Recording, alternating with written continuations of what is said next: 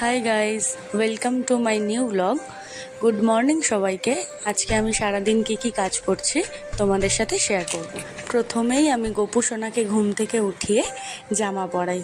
কেন বলো তো, এখন গরম পড়েছে তো, তাই ওকে খালি গায়েই ঘুম পাড়াই। তারপরেই ফ্রেশ হয়ে এই যে দেখো চা নিয়ে বসে পড়েছি। চা খাওয়ার পর শুরু হয়ে যাবে আমার কাজের যুদ্ধ।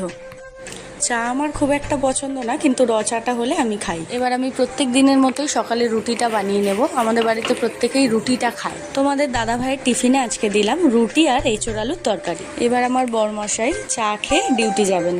প্রত্যেকেরই সংসারে অনেক কাজ থাকে। কাজের মধ্যে দিয়েও ভিডিও করে সেটিকে এডিট করে পোস্ট করা খুব একটা সহজ কাজ নয়। আজকে সেটা বুঝলাম। আমার ছেলে স্কুলে যাওয়ার জন্য রেডি হয়ে গেছে। আজকে আমার বাবাই আমার ছেলেকে স্কুলে দিয়ে আসবে।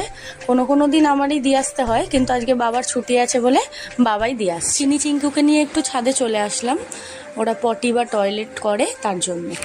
বরমশাই আর ছেলে দুজনেই বেরিয়ে গেলেন। এবার আমার ঘর গোছানোর পালা। ঘরের সমস্ত কাজ আমিই করি, আর দুপুরের খাওয়ার মানে রান্নার দিকটা আমার মাই সামলায়। দেখতে দেখতে সব কাজই হয়ে গেল। সব কাজই তো আর তোমাদের ভিডিওতে দেখাতে পারলাম না। এবার আমি রেডি হয়ে নিলাম আমার ছেলেকে স্কুল থেকে আনতে যাওয়ার জন্য। ছেলেকে স্কুল থেকে নিয়ে আসার পর আমার আর একটা কাজ বাকি ছিল, জামা কাপড় মেলা। জামা কাপড় মেলে আমি স্নান করে পুজো দিতে বসলাম।